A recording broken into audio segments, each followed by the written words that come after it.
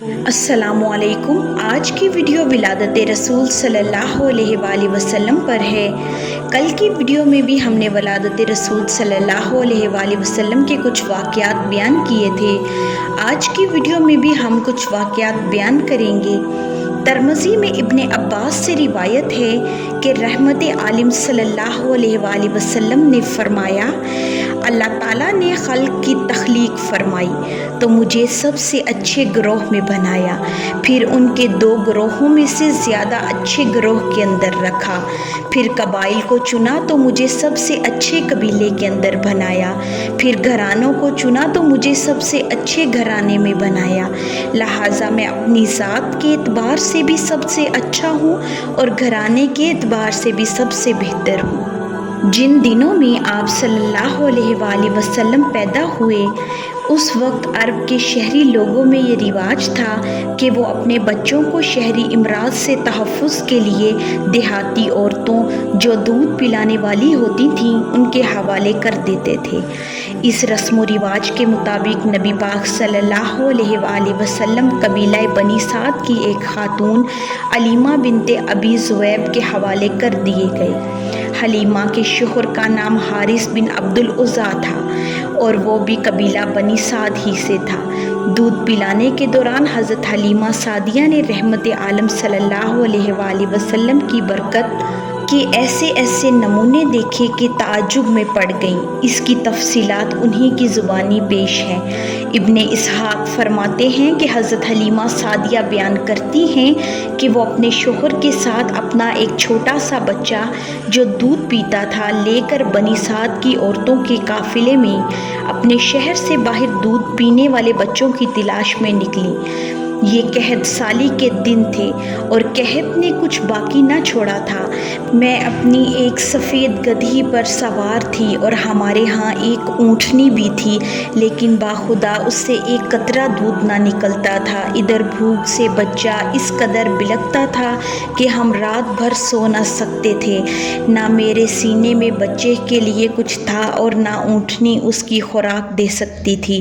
بس ہم بارش اور خوشحالی کی آس لگائے بیٹھے تھے۔ میں اپنی گدھی پر سوار ہو کر چلی تو وہ اپنی کمزوری اور دبلے پن کی وجہ سے اتنی سست رفتار نکلی کہ پورا قافلہ تنگ آ گیا۔ خیر ہم کسی دودھ پینے والے بچوں کی تلاش میں مکہ پہنچ گئے۔ پھر ہم میں سے کوئی بھی ایسی عورت نہ تھی جس پر رسول اللہ صلی اللہ علیہ وآلہ وسلم کو پیش نہ کیا گیا ہو، لیکن جب انہیں معلوم ہوتا کہ آپ صلی اللہ علیہ وآلہ وسلم یتیم ہیں تو وہ آپ صلی اللہ علیہ وآلہ وسلم کو لینے سے انکار کر دیتی، کیونکہ ہم بچے کے والد سے داد و دہش کی امید رکھتے تھے۔ ہم کہتے تھے کہ یہ تو یتیم ہے، بھلا اس کی بیوہ ماں اور اس کے دادا کیا دے سکتے ہیں۔ بس یہی سبب تھا کہ ہم آپ کو لینا نہیں چاہتے تھے، اور ادھر جتنی عورتیں ہمارے ہمراہ آئی تھیں سب کو کوئی نہ کوئی بچہ مل گیا تھا، صرف مجھ ہی کو کوئی بچہ نہیں مل سکا تھا۔ اس لیے میں نے اپنے شوہر سے کہا کہ مجھے اچھا نہیں لگتا کہ میری ساری سہیلیاں تو بچہ لے کر واپس چلی گئیں اور میں خالی ہاتھ پلٹوں، میں جا کر اسی یتیم بچے کو لے لیتی ہوں۔ شوہر نے کہا کوئی حرج نہیں، ممکن ہے اللہ اسی میں ہمارے لیے برکت دے۔ اس کے بعد میں نے جا کر بچہ لے لیا اور محض اسی بنا پر لے لیا کہ کوئی دوسرا بچہ نہ مل سکا تھا۔ حلیمہ بیان کرتی ہیں کہ جب میں بچے کو لے کر اپنے ڈیرے پر واپس آئی اور اسے اپنی گود میں رکھا تو اس نے جس قدر چاہا دونوں سینے دودھ کے ساتھ امٹ پڑے اور اس نے شکم سیر ہو کر پیا، اور اس کے ساتھ اس کے بھائی نے بھی شکم سیر ہو کر پیا۔ پھر دونوں سو گئے، حالانکہ اس سے پہلے ہم اپنے بچے کے ساتھ سو نہیں سکتے تھے۔ ادھر میرے شوہر اونٹنی دونے گئے تو دیکھا کہ اس کا تھن دودھ سے بھرا ہوا ہے۔ انہوں نے اتنا دودھ دھویا کہ ہم دونوں نے آسودہ ہو کر پیا اور بڑے آرام سے رات گزاری۔ ان کا بیان ہے کہ صبح ہوئی تو میرے شوہر نے کہا، حلیمہ خدا کی قسم تو نے ایک برکت روح حاصل کی ہے۔ میں نے کہا مجھے بھی یہی توقع ہے۔ اس کے بعد ہمارا قافلہ روانہ ہوا۔ میں اپنی اسی کمزور اور سست رفتار گدھی پر سوار ہوئی اور اس بچے کو بھی اپنے ساتھ لیا، لیکن خدا کی قسم اب وہی گدھی پورے قافلے کو کاٹ کر اس طرح آگے نکل گئی کہ کوئی گدھا اس کا پیچھا نہ کر سکا۔ یہاں تک کہ میری سہیلیاں مجھ سے کہنے لگیں، او ابو ذؤیب کی بیٹی، ارے یہ کیا ہے، ذرا ہم پر مہربانی کر، آخر یہ تیری وہی گدھی تو ہے جس پر تو سوار ہو کر آئی تھی۔ میں کہتی ہاں ہاں باخدا یہ وہی ہے۔ وہ کہتی اس کا یقیناً کوئی خاص معاملہ ہے۔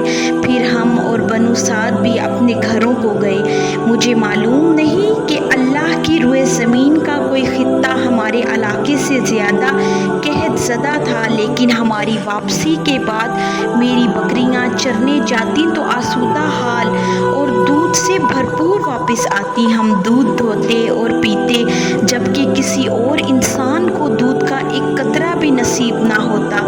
ان کے جانوروں کے تھنوں میں دودھ سرے سے رہتا ہی نہیں تھا، حتیٰ کہ ہماری قوم کے شہری اپنے چرواہوں سے کہتے کہ کم بختو، جانور وہیں چرانے لے جایا کرو جہاں ابو ذؤیب کی بیٹی کا چرواہا لے جاتا ہے، لیکن تب بھی ان کی بکریاں بھوکی واپس آتی، ان کے اندر ایک قطرہ دودھ نہ رہتا، جبکہ میری بکریاں آسودہ اور دودھ سے بھرپور پلٹتی۔